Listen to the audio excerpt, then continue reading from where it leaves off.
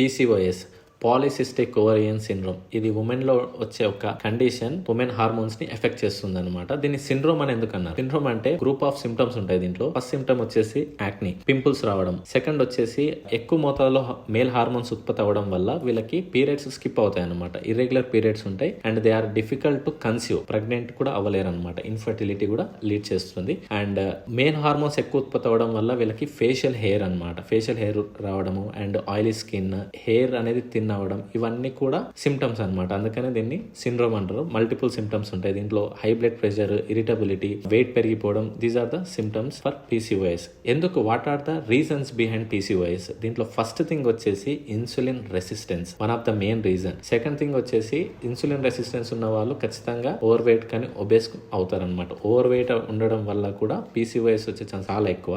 And jeans, me jeans లో కూడా PCOS ఉందని అంటే there is high chances. So these are the 3 main reasons that your PCOS రావడానికి one of the main reasons అనమాట. ఇప్పుడు నేను చెప్పిన సిమ్టమ్స్ లో మీకు 3 to 4 సిమ్టమ్స్ కన్నా ఎక్కువ ఉన్నాయంటే ఖచ్చితంగా మీరు మీ లైఫ్ స్టైల్ పైన ఎక్కువ ఫోకస్ చేయాలి. ఎందుకంటే చాలా మంది పీసీఓఎస్ ఉన్న వాళ్ళకి పీసీఓఎస్ ఉన్న అనే విషయం తెలియదు. ఎప్పుడు తెలుసుకుంటారనంటే వాళ్ళు ప్రెగ్నెంట్ అవ్వకపోతే డాక్టర్ దగ్గరికి వెళ్ళినప్పుడు వాళ్ళు చెప్తారు మీకు పీసీఓఎస్ ఉంది కాబట్టి మీరు ప్రెగ్నెంట్ అవ్వలేకపోతున్నారని. అప్పుడు తెలుసుకుంటారు. సో ఇప్పటి వరకు నేను చెప్పిన సిమ్టమ్స్ 3 to 4 సిమ్టమ్స్ కన్నా ఎక్కువ ఉన్నాయంటే focus on healthy lifestyle. That's it అండి. Thank you very much.